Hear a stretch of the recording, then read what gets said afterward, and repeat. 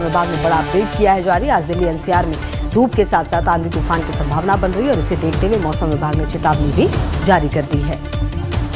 तो आपको बता दें कि दिल्ली एनसीआर में हल्की बारिश की संभावना है। मौसम एनसीआर में कैसा रहेगा ये आप समझिए अगर, तो आपको बता दें कि मौसम गर्म और शुष्क रहने की संभावना है।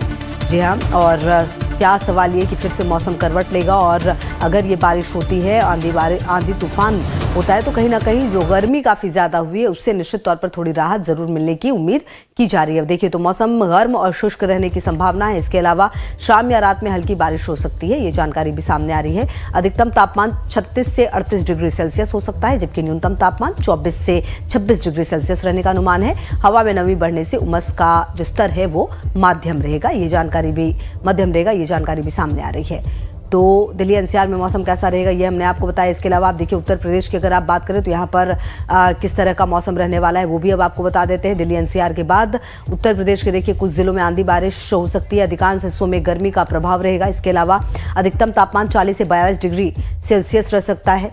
कई शहरों में दिन गर्म और उमस भरा रहेगा। इसके अलावा पश्चिमी उत्तर प्रदेश में हल्की बारिश या आंधी की संभावना भी जताई गई है। वहीं उत्तराखंड की अगर आप बात करें तो यहाँ पर हल्की बारिश हो सकती है। मैदानी क्षेत्रों में गर्मी और उमस बनी रहेगी। पहाड़ी क्षेत्रों में हल्की बारिश हो सकती है। अधिकतम तापमान 34 से 36 डिग्री सेल्सियस, जबकि न्यूनतम 22 से 24 डिग्री सेल्सियस रहने की संभावना है। जबकि उच्च हिमालयी क्षेत्रों में हल्का हिमपात भी संभव है। तो मौसम जो है वो इसी कदर रहने वाला है।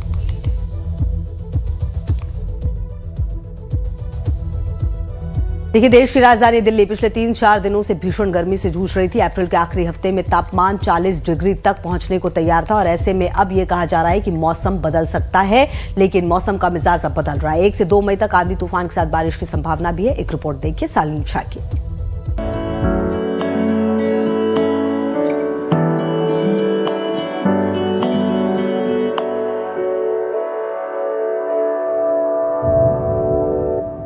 जैसे जैसे कैलेंडर में महीना बदलता जा रहा है वैसे वैसे पारा भी लगातार बढ़ रहा है, जिसकी वजह से गर्मी का सितम बढ़ता जा रहा है। लोगों का हाल बेहाल है। गर्मी से बचने के लिए एसी कूलर की डिमांड बढ़ गई है और लोग धूप से बचने की कोशिश कर रहे हैं। लेकिन आने वाले कुछ दिन दिल्ली एनसीआर वालों के राहत भरे रह सकते हैं।